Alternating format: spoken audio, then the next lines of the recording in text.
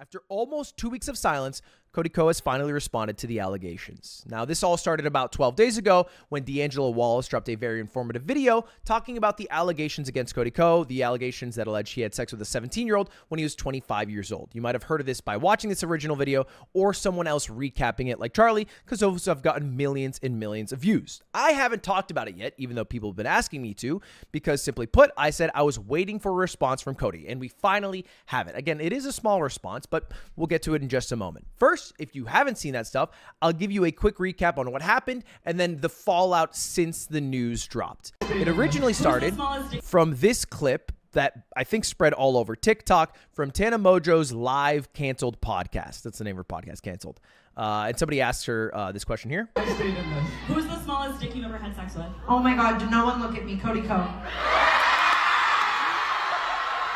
You know, which would already make some waves. People would be like, okay, I get the podcast name right. You know, it's no longer ironic, but it's what she says after that started to trigger some alarm bells. Delete the video. I can say that. I was literally 17. I can say that.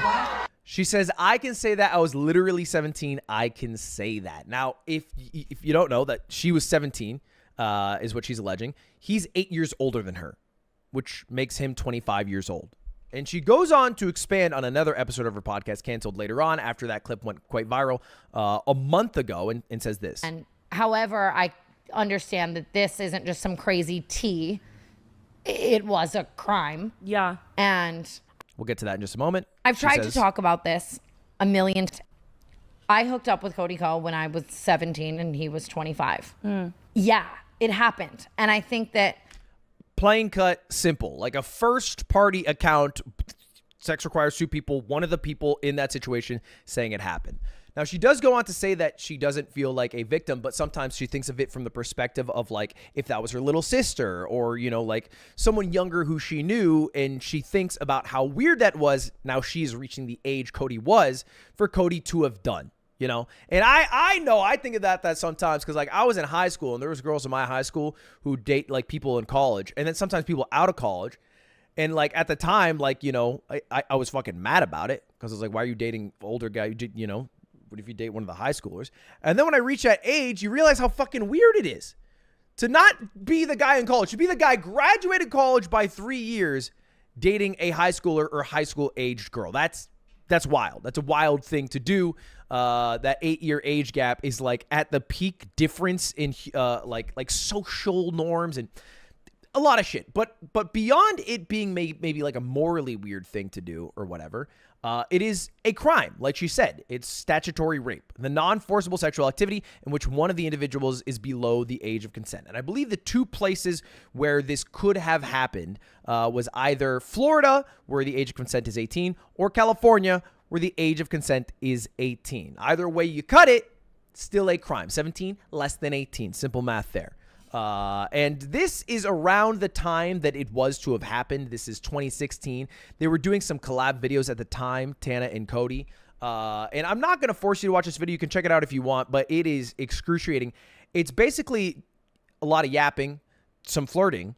And then Cody, because he is a different generation than Tana, asking her to teach him like young teen slang and using shit like no cap or low key, which is weird, right? When the video is about their age difference and bridging that for them to have at the same timeline hooked up.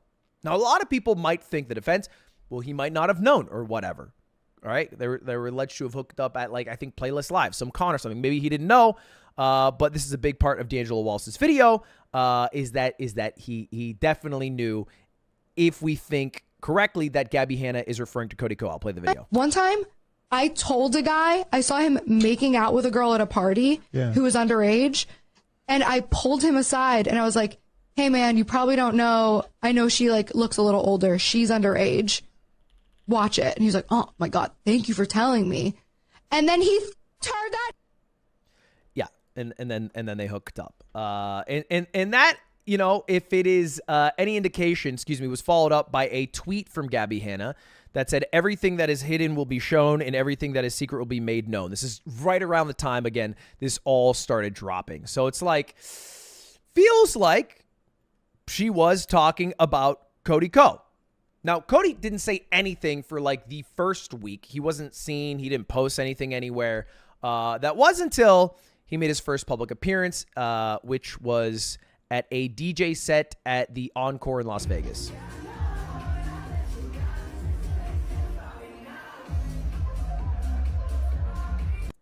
And that went really viral because he's playing fucking Sorry.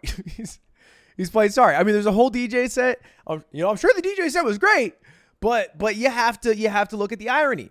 That DJ set was about 6 days ago, about a week ago. And after that, still nothing. So no response. And of course, the title of this video is talking about his response. So what's the fallout? Since that all happened, all those very credibly seeming allegations, right? Cody hasn't come to refute any of it. He hasn't come to apologize for any of it. What has happened? Well, first off, he's lost a lot of subscribers. All right. People are finding out about this. They are not happy about this. I think Cody had a very high percentage female audience, a very left-leaning audience, an audience that wouldn't stand for this happening. And because of that, went from 6.23 million subscribers down to sub 6 million subscribers. I passed him in subscribers because he went down. That's crazy to think about. The hundreds of thousands of people. He also was famed because, he reacted to a lot of the button videos. And at one point, even got to voice the button, which is something that me and Cody had shared. Watch good old button reacts. But he was in better favor because, again, they had hired him to do several videos where he voiced the button. I voiced the button. I voiced the button again. I believe he voiced the button with his wife at one point. All those videos have been removed from Cut. Cut basically deleted every single video with Cody Ko off the site. If you look it up, does not exist anymore. Does not exist anymore. Shorts are gone. Videos are gone. Yada, yada. He also runs a podcast network called TMG, Tiny Meat Gang. Now, that hosts his own podcast, but also other people's podcasts. One of those groups, Enya and Drew, who run a podcast called Emergency Intercom, left. They said, hey, everyone, we wanted to make a post to express that we are moving the podcast to be produced independently by us. So in the meantime, no episode this week while we figure out the best plan forward. Thank you for your understanding and patience. And that was about a week ago. And then today, just a few hours ago, it finally dropped. Hi, everyone. We want to start by thanking you all for your patience while we're working to figure out the best path forward for the studio. We know it's been a very strenuous few weeks for everyone. We really appreciate your willingness to bear with us. Now, this comes from TMG's website. This is not paywalled. I think there was maybe some original paywalling post, but this is not paywalled. I double-checked. You are the most creative and incredible group of people. It's talking to the people who are subscribed to TMG. We feel so lucky to work with all of you. TMG Studios is what it is because of you. I believe this was sent out as an email to people who work at TMG originally. We couldn't be more proud of the incredible roster of talent we're privileged to work with, yada, yada. And then it continues. As we enter into the next phase of the studio, we wanted to let you know that Cody will not be involved in the day-to-day operations at TMG. What has transpired over the past few weeks is a personal issue for him, and Cody wants to remove any effect this is having on your professional and personal lives and the work you and our other hosts have done to make TMG Studios so successful. So this is a letter addressed, to the people who work at TMG. Noel will continue to lead the team. His top priority remains the life and growth of the studio and this talent. Our audiences see your hard work every week, and we want to make sure that's continued. Sincerely, Cody and Noel. That's it. There, an actual signed letter written by Cody and Noel, where he is not getting fired from TMG, but saying he is stepping down to basically not hurt the studio anymore, right? They already lost one show. I'm sure some of the other people who host shows are like, okay, well, what's happening? Because they haven't uploaded any videos, all right? Not just their own podcasts, but other people's podcasts in a couple weeks since it's all kind of went down. Cody has left TMG. He is gone from TMG. He could maybe come back. They didn't exactly say he lost all his ownership or percentage. But as far as right now, he is gone from TMG. Noel is at TMG. That is the only thing people have heard from Cody. Perhaps a response in a larger fashion is going to follow. I don't know, but that's where we leave off. So thought I'd just make a little update now that there's some more information. Thank you all for watching. Subscribe. I'll see you later. Goodbye. Have a good one. Goodbye now. It hasn't even been 48 hours since Atrioc, one of my friends, was revealed on-stream alt-tabbing, which exposed that he paid for a deep fake porn website of streamers, of his coworkers, of pretty much every woman you can think of on Twitch or YouTube, my girlfriend included. Now, he did say in his apology that, it was a video of someone he didn't know in real life, but I don't really think the nuance matters. Some people were mad at me in my DMs and they tweeted at me that I've taken so long to make this video, but I hope you get that I prioritized being a boyfriend to my girlfriend, who's had a very shit past couple of days, over being like mogul male guy. But then when I sat down to think of like, okay, what am I supposed to say here? What is my take? It didn't feel like there was any other take to have than the one being expressed by all the women online. So rather than tell you a random dude's opinion on all this, I figured I would just show you some of the tweets that I thought were poignant and powerful and read them together. Starting with Pokey, who said, "Stop sexualizing people without their consent." That's it. That's the tweet, which I don't really even understand how you would have a different opinion. If someone doesn't want to be sexualized and they don't consent to it, they shouldn't be sexualized. Next tweet was from Ray, who said, "It should be illegal to profit off of somebody's likeness in sex work without consent, whether it's fake or not. Talking about it will bring those sites more attention, but I hope this helps take a step forward in the right direction so that a law can be made to protect people from being used in this way," which is a good point. Not only are these women not consenting, somebody is profiting off of them, and they're not consenting. Crazy. And to the second point about how it'd bring more attention, I feel a bit better about making this video now because the creator of this website took down the website. To be clear, he's still a weird, creepy piece of shit, but the website at least was taken down, so no one can, from this video, try to see what all was going on there. Next tweet is from Sweet Anita, who said, "This story was how I found out that I'm on this website. I literally choose to pass up millions by not going into sex work, and some random Cheeto-encrusted porn addict solicits my body without my consent instead. Don't know whether to cry, break stuff, or laugh at this point." And I think, honestly, that's one of the biggest fuck-ups Atrioc did. Like, it is a fuck-up and a severe lapse in judgment to not only go to this porn website, but pay for this porn website. But then leaking it on stream caused a whole new world of harm because so many new people were exposed to this idea and then went out to seek what this idea was, to seek deepfake porn. Not only that, a bunch of women, because this was leaked, found out they were on the website. And if you don't know, my girlfriend and many other women pay sometimes thousands, tens of thousands of dollars a month just to make sure that like random photos of them being sexualized are not on the internet. They pay money, which is not part of their job description, just so that it doesn't exist. And it's a lot different, by the way, because I've seen this take float around. If it's a woman being sexualized, then a man. And I think you can probably understand like how that was created over the past couple of centuries of humanity, where, my balls being leaked is a funny thing, and then a woman's boobs being leaked leads to like, a bunch of teenage kids, acne-faced kids jerking off. I think you can probably understand that. Cudios had a good point, something that most people wouldn't have perspective on. The amount of body dysmorphia I've experienced since seeing these photos has ruined me. It's not as simple as just being violated. It's much more than that. Because at the end of the day, it's a deepfake. It's not you, but also it's what this person who made the AI deepfake is like projecting on you, but it's not. It's weird. It's weird. Brooke said, "Seeing some awful takes regarding this deepfake situation. We're all real humans with real lives that are affected by situations like these. It goes much further than it's not real. Please have some compassion and think beyond it's not affecting you in any way." Streamers are people. Streamers they are humans. And I feel like sometimes they get treated like actors were treated like a decade or two ago, where they're not people. They're the mega rich actor, fake George Clooney or Jennifer Lawrence or whatever. But streamers are so much easier to access, one, so it's much easier to hurt them, and two, so many more of them. And they are not all rich, famous. Some are just doing it as the only job that they like and can do. And there's not a lot of humanity in the interactions that I see with streamers. Maya had a really powerful screenshot tweet here that said, "In 2018, I was inebriated at a party and I was used for a man's sexual gratification without my consent. Today, I've been used by hundreds of men for sexual gratification, probably thousands, without my consent. The world calls my 2018 experience rape. The world is debating over the validity of my experience today. The debate over our experience as women in this is not, shockingly, amongst men.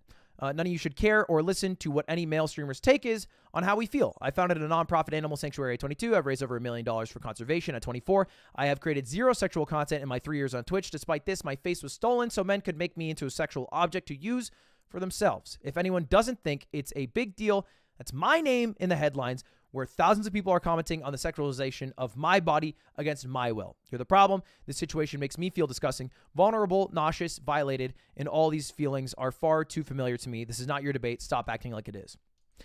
Which might solicit some reactions from like guys watching, which is not all men, not me. And like, yeah, like congrats. The bar was on the floor, but you weren't a weird fucking creeper. But you could also like understand that it's almost always a man. Like the dude who made the site, a man. The dude who leaked the site and paid for it, a man. Everyone who probably from that leak paid for the site, also likely men. Like disproportionately to women 100 times over. And I feel like it's okay to acknowledge that and use that information positively. And I want to end with this Medium article written by Josie, which I thought was really poignant, which said Atrioc apologized for viewing the deepfakes, and maybe he was telling the truth when he said it was a one-off mistake. A rabbit hole he tripped and fell down. I don't know if that makes it better. Doesn't matter. Is morbid curiosity a valid excuse for violating the privacy of people you know? How many women were unknowingly used as feature models on the site? Does the apology make up for sending an army of men to stare at every single woman on the site? Cutie had a good analogy. Yeah, of course, he did not mean to send an army of men to this site. But you also don't mean to get into a car crash. That still doesn't mean that it's not a fucked up situation and that the pain from that car crash hurts. Ultimately, it's not really about Atrioc. He's just another man partaking in the problem. It's about men feeling entitled to every part of a woman online and the desire to consume so much that they are willing to rob women of their personhood. It's about the men who will defend him because they see nothing wrong with viewing women as solely vessels for their pleasure. It's worth reading all of that. I'll put it in the description. And any more of the tweets from the women who are streaming or who were on this website or who are a part of what happened here.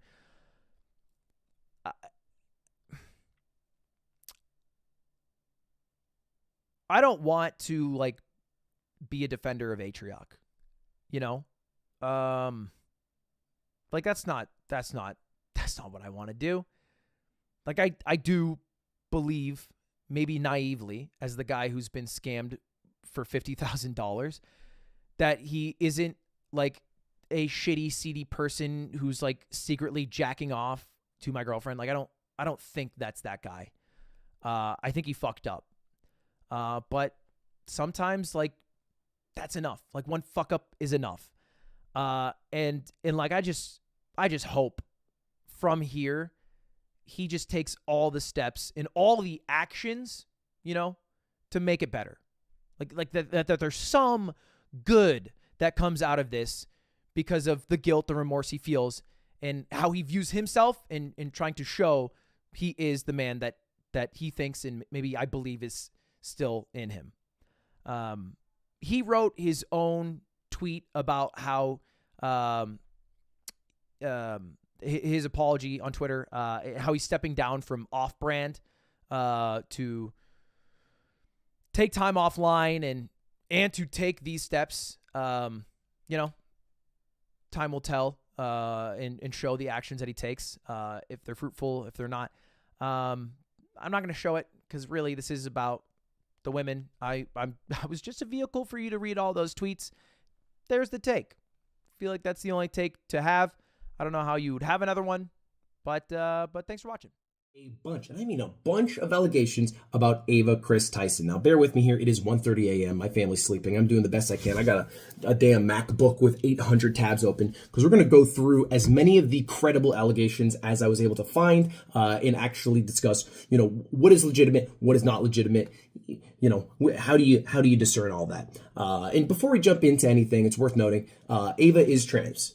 but I'm not going to talk about that after this. I think it's pretty irrelevant, right? I'm just going to discuss what actually and factually happened, the same that I did with the doc, the same that I will do with Cody Co. You know, like all three of those people are white. I'm not going to make a point about them all being white. In the same way I won't make a point about Doc being straight. In the same way I won't make a point about Ava being trans. Don't think it's relevant. I'll just refer to her as she, and then the shit that she did that I think is bad, call it out the same. Anyway, jumping into it, the first thing, and I think the most egregious and like definitely factually happened thing is pertaining to lolly drawings, which is basically like, and I'm just reading here from an article, which is basically underaged art of girls, which is crazy to use the word art there, but there is a notorious lolly artist called Shadman, who I've like heard about in passing, but has a few big controversies under his belt. The first one is that he made like sexual art of Keemstar's 7-year-old daughter giving Donald Trump a blowjob.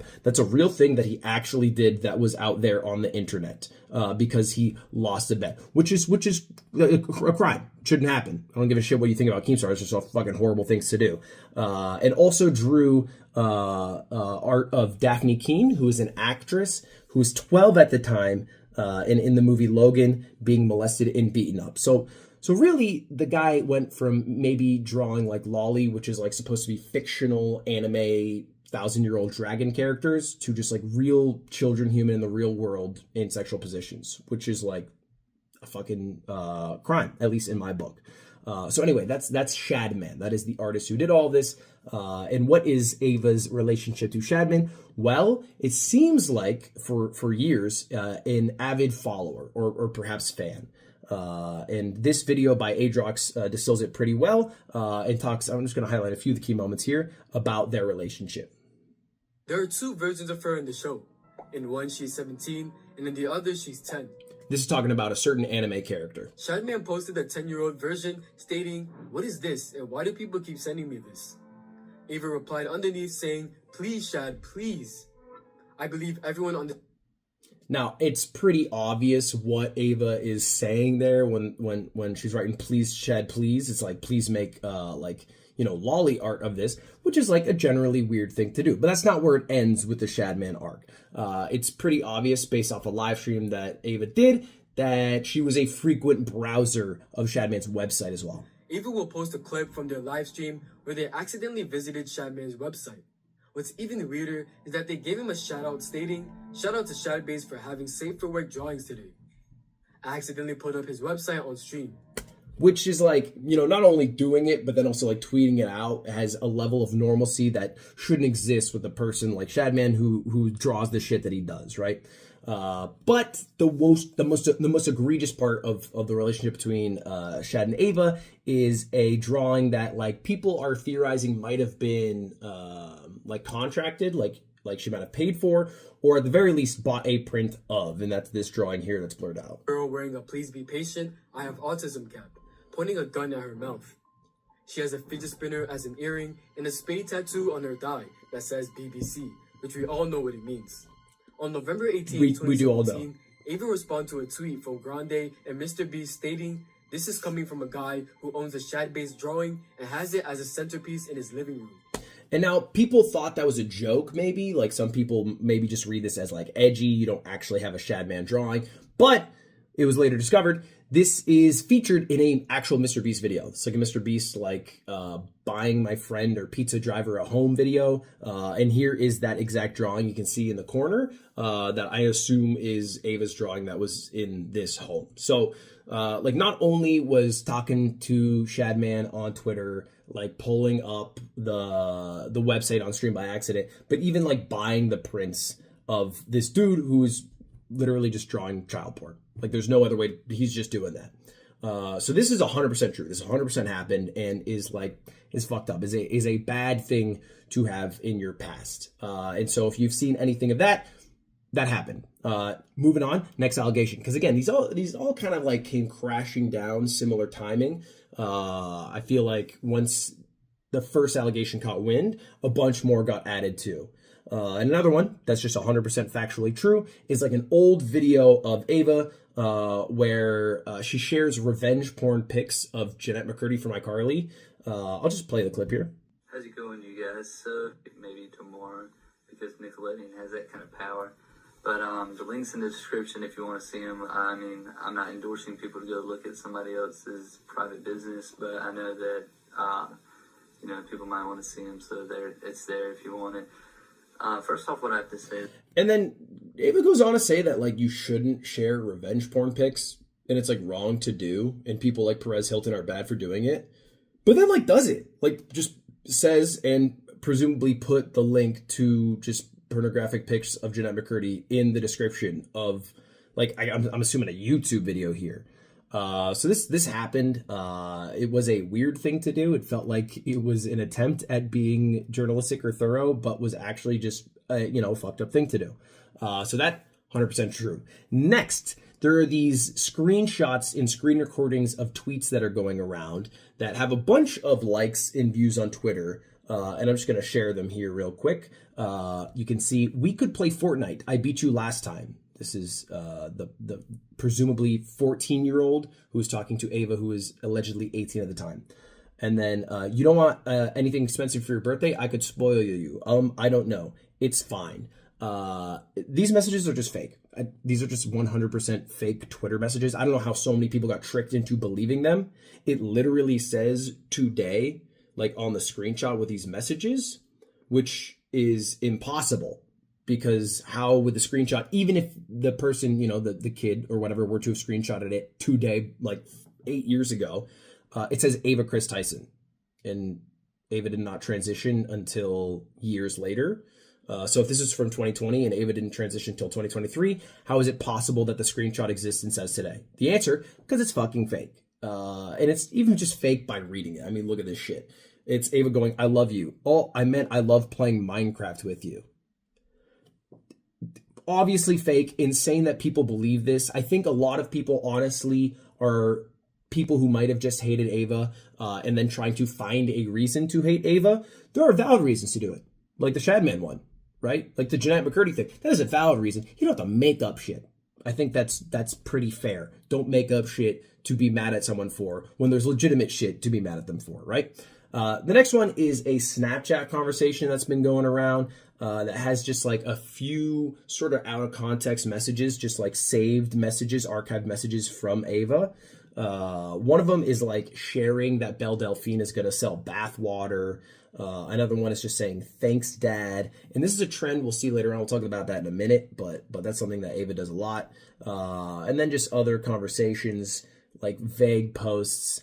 Nothing too weird, but bear in mind, these are Snap conversations with like a 14-year-old when Ava was like college age, I believe like 19 years old. And these are 100% legitimate. It comes from this guy, Young No Name, and said after posting these pictures online, I'll only say that in regards to the Snapchats and messages that went crazy that I took down, it is weird to send those messages to a 14-year-old because Young No Name was 14 at the time, but it never went past the edgy jokes at all. As for all the other stuff, I can't say.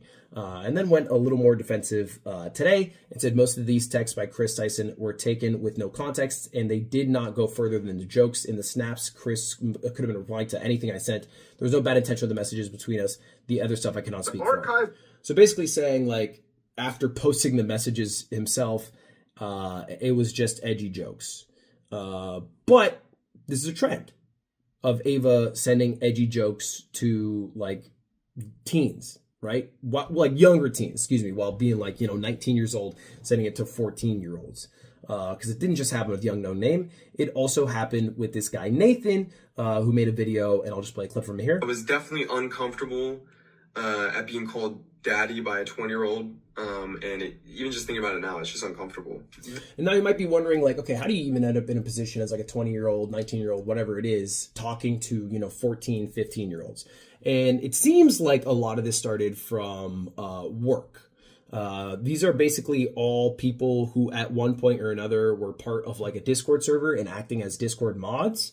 Some of them got elevated to position of like Mr. Beast gaming producers who would help like basically build the Minecraft worlds that they used to use, or like setting up a Gmod server. So people who had like the technical ability and the free time that a fucking high schooler does were all added to like a private Discord server that later became a public Discord server where these edgy jokes were kind of shared. For the most part, almost all of these jokes and comments from Ava are happening in like group messages. But fact remains, Ava's still like around 20 at the time, and there are minors who are like around 14 who are seeing these jokes. Okay, so there's a history of Ava talking somewhat inappropriately to like minors who were like Discord sort of workers, employees, mods, I guess, if you will. But the biggest accusation came with a guy named Lava. And I'll just read it out here. Kris Tyson from Mr. Beast has been messaging a male minor starting when the minor was around 13. This is Lava, and Ava was 20. The two constantly joked inappropriately with each other about hentai addiction, sending suggestive pictures, etc. They confirmed met up together when the minor was 16. So like the worst faith interpretation of this is Ava groomed this 13-year-old and then met up with them, right? What happened at this meetup? I think that is like the most obvious question. And this is definitely the biggest, and it's worth going through. So let's go through it together. Now, this all dropped from a video from this guy named Prism, which is a very hard video to watch. Not because like the content necessarily of the messages, but because it is literally 43 minutes of this guy in a park bench with the messages printed out, reading the message and flashing it up for seconds at a time. And so I've tried to go through them, but there are a few different circumstances where like Ava just says some out of pocket stuff to a fucking minor. Now the most egregious one is like Ava seems to have had this sort of like habit of calling everyone dad or at points daddy. And that also applied to like 13, 14, 15-year-olds. Like it would be the same if it was presumably talking to like a Mr. Beast member as it were talking to Lava here, which is weird when you're 20 and you're calling someone dad or daddy. That's weird. Now, Lava and Ava originally got connected because Lava won a CSGO knife giveaway from a Mr. Beast video. And so Ava was the one who like had the connection with those knives, got the contact information, sent it out. Later on, Ava was looking for like Discord moderators to help set up a Discord channel. And Lava, who had some experience in that, was like, I'll do it. And that's how the two originally got connected. Lava started doing work as a Discord moderator, moved on to doing work as like a Minecraft modder, would occasionally create like Gmod lobbies, basically just different tech stuff in the gaming world that would help for like the Mr. Beast gaming channel or just for Ava personally. And I've confirmed all of this because I talked to Lava directly. Now, in working with Ava, they ended up being in like the same Discord server that started as like a private, Discord server, which is where all these messages are from. None of these messages are from private DMs between the two of them, but they still contain a lot of inappropriate jokes, like this one here. Now, it's worth noting this is not like a private snap that Ava sent directly to Lava. It was part of a Snapchat group chat that they were both in, but fact remains, like maybe you shouldn't just be in a fucking group chat with a 14-year-old who you've hired to be like a Minecraft modder, right? Your relationship should be professional, and that is it. And you can't talk like you would in a boys chat with all of your same age friends as you would in a chat with someone who you've hired who is 14 years old when you're 20. I think that's pretty fair. That's just a fact that Ava should not have talked in that Discord server like she did with minors present, all right? Especially minors who are like in that situation because they are working for you. A lot of the things that were said were just inappropriate. Like just fucking, you shouldn't drop a Coming for America joke when the 14-year-old's in the Snapchat group chat. Make sense? The Snapchat group chat shouldn't even have a 14-year-old in it in the first place. But Lava refuted the claim that he was taken advantage of, or basically that he was groomed. He said these videos were massive lies, twisting the truth. Ava never did anything wrong, just made a few edgy jokes. The videos that he attached aren't actually the ones that include the messages. It's totally different videos, but I digress. Lava says not a victim. And how these videos and messages were discovered in the first place is also kind of wild. So the guy who made it, Prism, that video that I talked about, that 43-minute long video, faked a job interview to ambush the alleged victims and confront them. And when I asked Lava directly, that's exactly what he told me. In fact, you can see this is the DM from Prism to Lava, who said, "My name's Martin. I would like to interview you. I want to interview an anime fan. I think it'd be interesting because you worked on the Mr. Beast server. I will pay you if you would like." Which was not at all the intention. You know, Prism obviously had some inkling that there was like inappropriate messages and wanted to uncover them, but like went through it in a very like shady way. I don't know why he didn't just think to be forthcoming, but that is what he did. He also sat on this story for 1 year. or a year went by, and still the information has not gotten out. And the reason is because he wanted it to go out through a different source and said that he reached out to 50 plus people.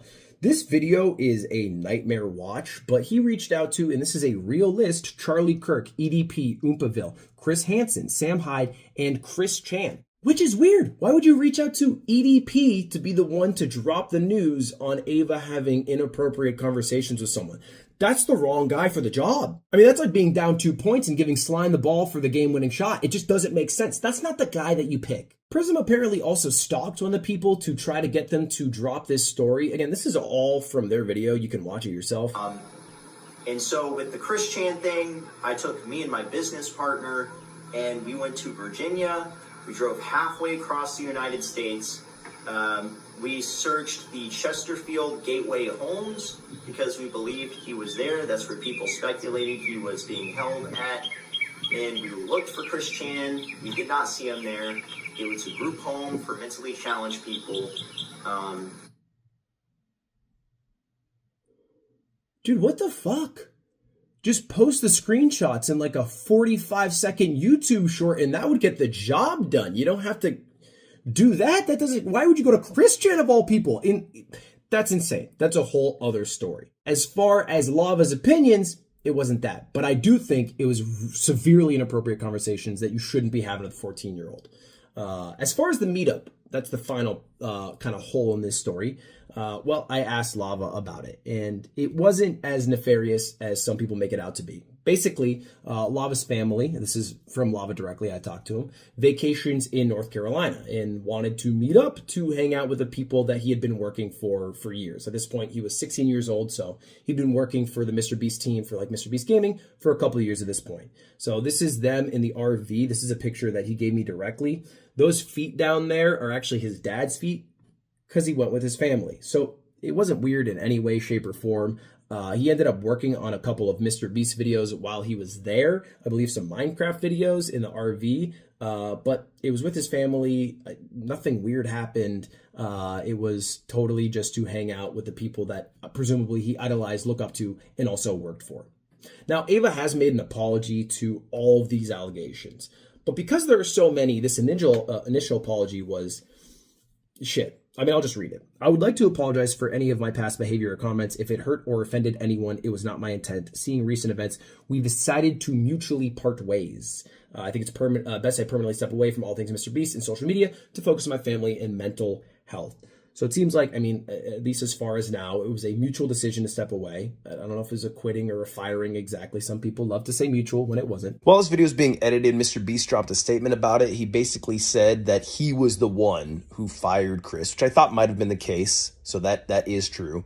And that he's also doing a third-party investigation to basically see like what involvement it had with Mr. Beast Incorporated and what was just Kris by her own actions. So we'll see what comes of that, but just wanted to include this a little bit. And it seems like a blanket I did it statement, you know, kind of because the PR talk and because it doesn't refute anything. Now, a couple hours later, Ava followed up and did refute the grooming stuff. But because it was later, look at the view difference. 33 million on this one, 1.8 million on this one. And I think the reality is most people have left this thinking that Ava has admitted guilt to all allegations. But she does refute that she never groomed anyone. The person who brought up the accusations against Lava are spreading, you know, false rumors, and Lava has supported me. Having said that, I humbly apologize to anyone I've hurt with my unacceptable social media posts, past actions, and to those who feel betrayed by how I used to act online. To lump these two factors together and create a narrative that my behavior extended beyond bad, edgy jokes is disgusting and did not happen. I learned my old humor is not acceptable, and I cannot change who I was, but I can continue to work on myself. And that's where it leaves us. That's where it leaves us. Did Ava try to groom young teenage kids to eventually meet up with them to do like pedophilic shit? No, that never happened. Did Ava have severely inappropriate conversations with several different minors and then also have a history of supporting a lolly artist, even purchasing some of that lolly art? Yes. Is that worthy of being removed from Mr. Beast? Absolutely. Absolutely you should, you know? And even if Ava's a totally different person now, those former actions are still your responsibility. And I think it is smart to have stepped down or been fired. I don't know exactly how it actually went down. The biggest no-nos I've ever seen on the YouTube platform. And to call it huge drama would be an underservice. It'd be a lie. It's more accurate to say a huge crime has been committed by one of YouTube's biggest creators. And that crime is doxing, which it's a real crime in the state of California. Look, cyber harassment statute. And it was committed by SSniperWolf. Again, I think the top 100 maybe most subscribed to YouTuber on the platform. She doxed Jack Films, an OG YouTuber. He tweeted out about it, said, creepy, gross, violating. What you did was disgusting. This is wrong. And how did she dox him? Well, she dropped an Insta story and said, should I go visit at Jack Films? He lives 5 minutes away from my shoot. And did a fun little poll. Should I do a crime or not? And I guess her followers said, yes, do crime. And she fucking did. She did. She posted in her Insta story his house. It's blurred out here because I'm not trying to add fuel to the fire, but that is literally a picture of his house with the caption, let's talk like adults, which is something that should only exist in the confines of like a fucking horror movie. That's not a normal thing to do. That's weird. That's creepy, and that's illegal. That's doxing. And there's some backstory to why it happened in the first place, and we'll get to that in a moment. But first, after doing the doxing, she kind of had this weird argument saying accusing me of doxing is defamation. I have no idea how to dox, which is crazy because that's like somebody who just, snorted cocaine said, I don't even know how to do it, officer. It's in your note. You already did it. You should know how to do it because you did it. He literally posted his address on Google and said I threatened him and doxed him. Obviously, that's not how Google works, right? You don't post shit on Google. Fuck, it's impossible to even find shit on Google these days. Have you tried using it? Google's like back in the 1990s, that shit broke. Everybody's on ChatGPT. And I promise you, a YouTuber would not post their address on Google. If anything, they'd probably spent several hours, days, months, if not years, trying to remove addresses from Google. I would know this. And as somebody whose address has been doxed, all right, not by a famous YouTuber, by a random person, and then got swatted, it sucks. It's like the worst part of the job. It's not an exaggeration. It's probably the single worst part that has made me consider not doing the job because it is so bad of a part. Anyway, that was her argument. It wasn't doxing. But for whatever reason, Jack brought up a good point. If it's not doxing, why'd you delete it? Which she did do. I looked at her Insta story. She deleted that in almost every other post about it. But we have to now get to why are we here? Why the fuck did she do that? It was a crazy thing to do. Why Jack's Films, another OG YouTuber? And for some backstory, if you don't know, SSniperWolf is a huge YouTuber. Again, 34.2 million subscribers, 24 billion with a B billion channel views. And the main content that she uploads is react content. You might have seen one of these thumbnails before. If you go to like any Airbnb and they have a YouTube channel that's not logged into, her video's likely recommended. At least that's my experience. And that's the kind of the gist, an 8 to 10 minute reaction video of like, ooh, TikToks that make me feel cozy or that unlock a new fear or that feel illegal to watch, whatever. And these reactions have been labeled by people like Jack's Films and others as more of just total lifts, thefts, larceny, stealing. All right, just a re-upload of other people's actual content as opposed to a transformative react, right? And here's just like a clip of her. She prefers older guys, so you gotta wait until you're older than her. Okay, pretty sure they meant to edit her to be centered there, but you get the idea, right? Yeah, generally not one of the more morally correct YouTubers in the space in terms of how she gets her content. And Jack's Films has been interested in that, all right? And specifically trying to stop that. And if you don't know Jack's Films, super OG YouTuber, known for a lot of parodies, known for Yai, which was stolen by PewDiePie and became Lawai. That guy, that's Jack's Films. And he made a video almost a year ago to the day, October 26, 2022, about SSniperWolf. And in the video, he said, I saw this article about how SSniperWolf spent millions on a mansion. He didn't post her address or a picture of it because that, he's got a little more awareness than her. And then followed up by saying, done is I've created a brand new YouTube channel called Jack's Films. And so far, I've only uploaded one video. He's basically going to react to her reactions as a form of parody, a la Bo Burnham inside type vibe. And that was the idea. And he did it for like a little bit. You can see here, it was these reactions. He used the same thumbnail. They got like more and more surreal. Like he reacted to the Mario trailer with like 5 different versions of him. It was very much an attempt at parody, at making fun of reactors, as opposed to any genuine effort at reacting. And then he kind of stopped doing it. You can see for 5 months. It didn't, I don't know, pique his interest. It didn't work out, whatever. And it would have probably or possibly died out there, I think, until SSSniperWolf tweeted. And that's what brought us, in a way, to where we are today. We have Stan loves you for real to thank, because he replied to SSSniperWolf and said, "You steal ideas," referring to her videos, her reacts. And she said, 90% of what I upload are my ideas. People copy me, and then people like you get confused. And she's saying that Mr. Beast stole her idea of reacting to random acts of kindness. Now, I would argue, and I think many other people would argue, that they both stole. Just because she had the idea to find a compilation that were similar to random acts of kindness and have a producer get videos that are a random act of kindness doesn't necessarily mean, just because Mr. Beast thought that was a good idea too, that what she's doing is not stealing. Because I don't think she's paying the creators. I don't think she's getting permission from the creators to react to them. And by the way, worth saying at this point, I've done plenty of similar reactions to what SSSniperWolf does. I think I would argue that. You know, people can say, "Oh, you paused more, you added more stories," and they'll always defend the person that they like. But I've done it. I've fair and simple. I've done You Laugh, You Lose with Slime very recently, even. And so I am no holier a saint than her. However, I think because she is such a big YouTuber, and it is like 90% of what she does, she has basically been the target of a campaign from Jax Films and others to shame her out of doing it. Because that is basically the only tool that we have, or anyone has, to stop React YouTubers, is to shame them out of doing it. Because you don't have any tools within YouTube to like claim the monetization. All you can do is try to take their video down, which can be a bit too aggro of an option. And so that worth just noting that. Just a little disclaimer. Back to it. She makes that tweet. She says, "People copy me." Jax Films catches wind of this and says, "I invented reacting to other people's TikToks. Anyone else is copying me. Incredible mental gymnastics." And then tags YouTube and VidCon. I think trying to get her removed from being boosted at those events. And then SSSniperWolf says, "Wow, I can't stand that a female YouTuber is getting more views than me, even though I don't make this. Even though I make the same content, life is hard."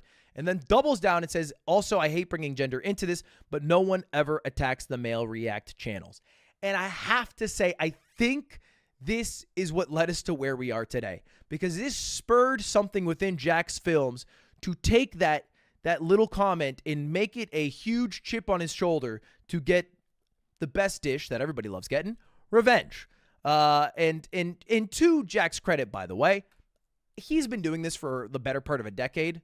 And by this, I mean like literally trying to shame React channels out of existence. It started 7 years ago with this channel called Jinx. This is how I found out about him.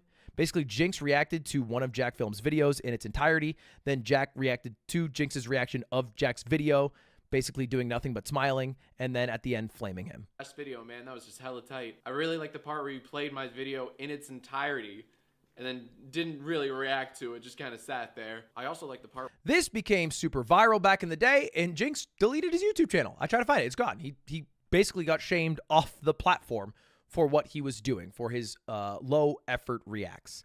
And after those tweets, he dropped a video, actually a couple videos, talking about SSSniperWolf and basically just saying why he thinks this is worth doing, what SSSniperWolf is doing that he considers to be wrong, and the steps that he's going to take to shame her out of it. And the step was to reboot the channel Jax Films. But this time, grading her reactions rather than doing like surreal attempts at parodying her reactions. You see this big guy? He be eating all of the little guys.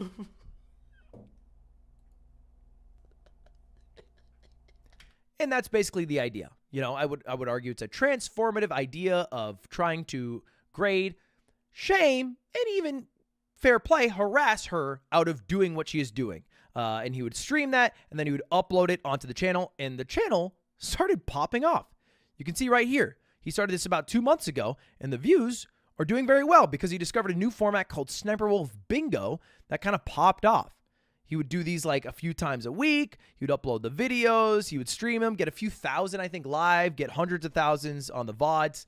And that, I think, led to SSSniperWolf not really enjoying the spot she was in. Here's an example. Standing at the side of the road and they go like this. That's correct. Because they want the truck driver to honk the horn. Jesus fucking Christ! You know what? I kind of wish you were silent for this one, SSSniperWolf. Maybe you were onto something there by not saying anything. Let's go to... Oh, I have it! Yay! Summarizing video. Let's go. And that's the idea, right? And at this point, it is worth mentioning that there is probably a very real leg that SSSniperWolf can stand on saying that this is harassment. Yes, maybe what I am doing is shameless, but it is up to YouTube to absolve that issue, resolve that issue. You can take me down, but this react in re-upload thing that you're upset about exists across the platform. I'm taking advantage of a tool that maybe is a loophole that YouTube should close, but hasn't, and it is how I earn my livelihood. I am shameless, blah. And you are harassing me, and your followers are harassing me to shame me out of doing it, and it is making my life worse. She could have probably made that argument. I'm not saying it would have been successful, but she certainly had a leg to stand for, especially with how many videos Jax Films was making about her. It's a fuck ton. It's like literally multiple times a week. Look, this is all about SSSniperWolf.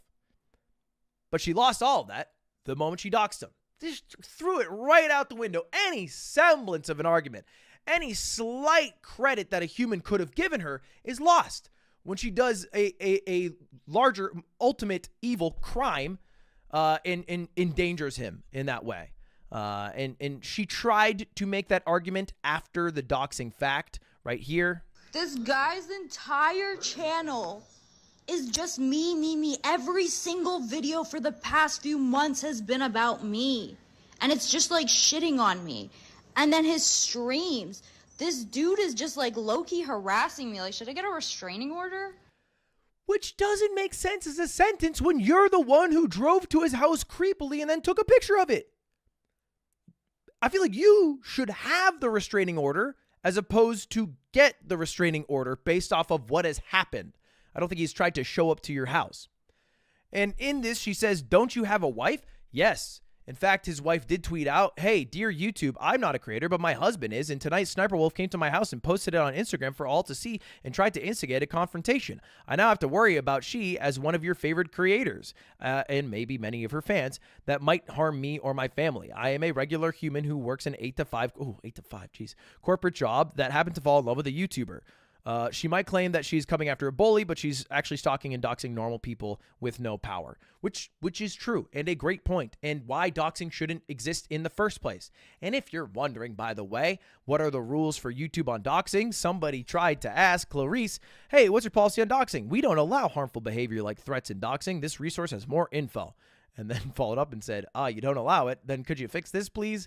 And to the social media manager here, who's copy and pasting all the rules, Godspeed, your night is going to be tough. And to wrap it up, this is Jack Films' argument for that leg that I was talking about earlier that is chopped off of hey, this is harassment from Jack's Films, is what he said. Okay, I want to address something. Every once in a while, because I see that, like, this guy's obsessed with SSSniperWolf. Like, why is it like, dude, this guy's really milking this whole SSSniperWolf thing, you know, this whole SSSniperWolf feud. This is why I'm so passionate about streaming this and making videos about it. We're not talking about shit she did years ago. We're talking about shit she did last week or yesterday or today. This is still what she does commonly, frequently, repeatedly. That's why I still do this, because it's so egregious and no one's policing this at all. And why? That's right. I mean, he is right about it. Nobody is policing it. It should probably be YouTube's responsibility to maybe give creators the tools to take money. I've said this many times before. YouTube, listen to my fucking ideas. They're good. Give creators, I mean, verified creators at the very least, the tool to claim monetization on videos that have been re-uploaded of theirs, whether it is a bad reaction from a streamer or a bad reaction of multiple videos from a YouTuber. They should have that tool. It would be very helpful. And then they wouldn't have to feel like their only tool is complain on Twitter until maybe the creator's shamed out of doing it or tried to delete their whole channel, which can be a much bigger shitstorm that you're getting into that you might not want to. Anyway, that's it. That's the whole drama. Crazy fucking shit. And let's see what YouTube does about it. All right, see you later. Goodbye. Have a good one. Goodbye. here to talk about e-girl drama. Okay, look, it's not like the most valuable thing to learn about, but boy, is it there's something about it that just the eye is drawn to it. It's like a car crash on a highway and you have to slow down to 40 miles an hour because you want to see what happened, even though you should be just driving down the road of life. But e-girls and drama, it goes together like mogul mail and subscribing. So let's hop in to the hot, juicy drama. And before we dive in, it is worth noting that these are all real people. And although I think their actions are deplorable, I don't feel like the actions of any of my viewers should somehow be worse, all right? Stoop to that level, right? Like if your first thought when looking at some of these horrible comments from these e-girls is like, they're ugly anyway, that's a dumb thought, because if they were pretty, then they like shouldn't get the pass. You know what I mean? So anyway, let's try to be cordial and enjoy from the sidelines all of the drama that came from a leaked Twitter group. Now, it's kind of dumb how this originally got leaked. Basically, these girls had a Twitter group with a lot of people in it. I think they kicked some people out of the Twitter group. Some people in the Twitter group's accounts got deactivated, and then they used that Twitter group to talk hella shit, like hella shit. Let's just take a look at a few of these. Wow. I'm going to pretend that Steph, presumably another e-girl, gave me COVID and called me a slur. I want her canceled immediately. And these are all, by the way, like, famous, semi-famous e-girls, hundreds of thousands of followers. Some of them have millions of followers. And basically the entire thing they do is they'll post a picture of somebody who they don't like and they'll trash that person Mean Girl style, which is just that's it. So this is like some girl's Twitter post. She's talking about how she attempted to take her own life days before high school graduation. And then the reply of one of the girls is petition to get her to try again. Like to try killing herself again, which is crazy. What a crazy thought to have. And then also share with people. You have to wonder for a moment, and there's more of these, but you have to wonder for a moment, what kind of ecosystem was created where people feel comfortable sharing those thoughts? And I have to imagine it's because that's like the culture, and it's either stab or be backstabbed, right? So like if you're not talking shit in conjunction, then everyone else might turn on you. They make another group, and then you start getting made fun of. It's like all in a way to fit in with the one human desire that we all seek at the end of the day, which is to be noticed, heard, appreciated, and feel like we fit in. But if you feel like you're fitting in because you're trashing other people, then maybe you're not the best person in the world. The posts continue. I hate drama so much. I don't really believe that sentence. And then the final one is hideous ogre monster with Belle Delphine lips. Jesus Christ, man. And that's just the start of it. That's just the start of this. This is another video. What are your honest thoughts about this? Anyway, she's fat and she can die. Okay, jeez, man. They talk about how everybody's ugly. I mean, look, you guys can dig into these posts. I sat there for like 25 minutes last night just scrolling through. I even found people replying with like videos of all the conversations. It goes deep. The rabbit hole goes very, very deep. And again, it's like it literally feels like just out of Mean Girls without the hilarity of the writing from that, and it's just take picture of person and write you a monster. I hate when white people use minority struggles and racism to make others hate someone. I don't even know where they're going with that one. And then I don't know. I'm not gonna lie. A lot of people on Twitter have way too much time on their hands, and I say this because I was literally 17 and deranged. Did the same shit where people just shit talk people I hated, but now I just avoid them at all costs because it's so weird. And these girls will be fake nice and then say a bunch of shit and are grown. Okay, this I think is just projection, right? Because they're talking about how much they hate how people will talk shit online and be fake nice. And then on a private account, they said, you're so fat, lose weight and turn pretty challenge. Cancer failed. She's so ugly. I'm crying, fat whore. So like, it just doesn't, I don't get it. I don't get it. And I do think that's a thing, by the way. I don't know if you guys have ever noticed that. I think it's a thing specifically like with like some of the e-girl communities I've seen online. It's not exclusive to women, where they're so weirdly positive in replies with pictures. Right? Like it'll be a girl that posts a picture and then you'll see like 100 replies that are like, step on my throat and crush me with your coochie. Suffocate me with your breasts until I die. You're so pretty. But it all feels like a contrived made up compliment to like be part of some in-group as opposed to like a genuine connection you're trying to make in a genuine support. Sometimes it is, by the way. Actually, a lot of the times it is the latter, but it is also so much the former where it's just, fake message because that's what you're supposed to do online. I don't know. I don't really get it. The messages go on and on and on. But this is not what took down some of the e-girls because the messages spawned a lot of mini detectives who looked not that hard at old tweets from just a few years ago, 2017. And those 2017 tweets, well, they were rough. They were rough. I pulled up this one. This is from the most popular e-girl. Her name's Amber. She has like 1.2 million followers, which is like about as many as I have.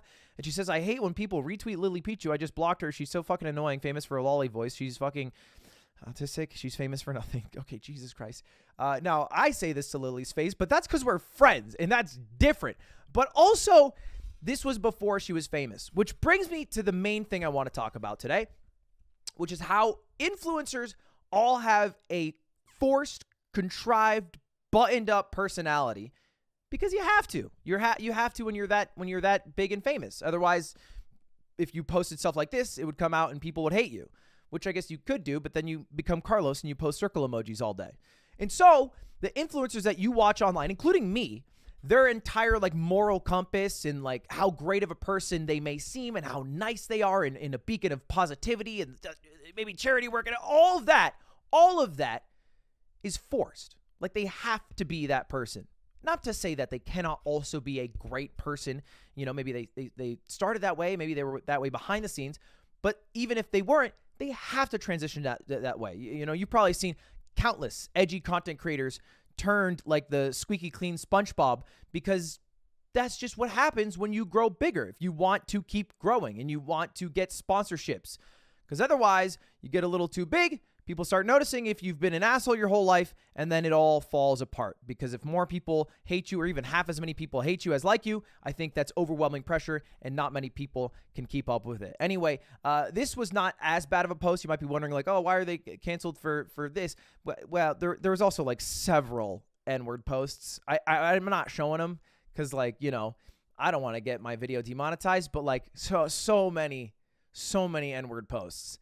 And then they spent the better part of the day deleting a lot of their old posts and also going to Discord to say, why are people mad about the fat shaming?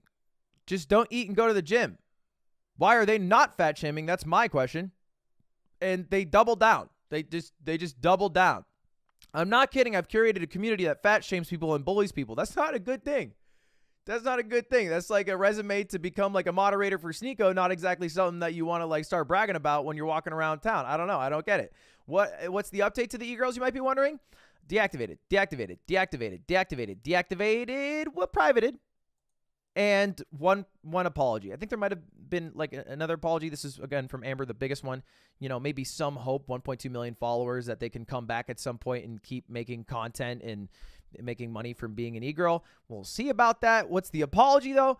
I'm deeply apologetic to everyone I hurt and offended by the tweets I made in 2017. I was immature in trying to fit in with the wrong people. That's not an excuse. Those tweets are not a reflection of who I am today. Although I am no means a perfect person, I have since grown up and done my best to move on from the environment that I was in. I am ashamed of how I acted in previous years, and as of recently, still have a lot of reflecting to do. As for the group chat and Discord messages, I realize the behavior is harmful and the things that were said. Okay, yada, yada, yada. It does read a bit like what you're supposed to say. And I think what I've learned about like successful apologies, there's always a thing that you're supposed to say. And I think we've had a shift where creators have gone from like saying the dumbest thing possible and trying to like garner sympathy through dogs and to like saying the thing you're supposed to say, like the PR thing. And now I think there's a shift from the people who watch, like the viewers. They want something that feels kind of real, right? Like something that feels like there's a human behind the words. Even if it's an apology, I think a great example of this is like Jenna Marbles. It's like, oh, there was a human behind that. Like, oh, she cared. Like, she gave a shit.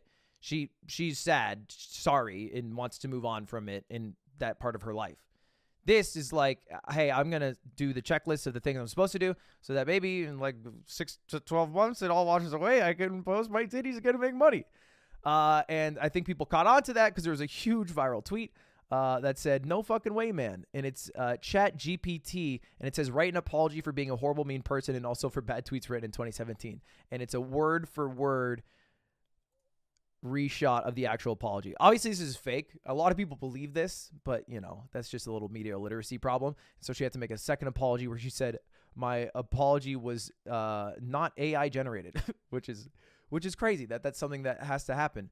And so that's something someone has to do. Anyway, you might be wondering, how did all this get out? Like, how did the group chat get leaked? Well, one of the people that was in the group chat that they made, you know, and they removed people from because they didn't make a new one to talk shit in, their accounts got reactivated. So they just saw all the messages after their account got reactivated. And they're like, oh, that's fucked up. And then they leaked it. So anyway, that's the Earl drama. Crazy, crazy.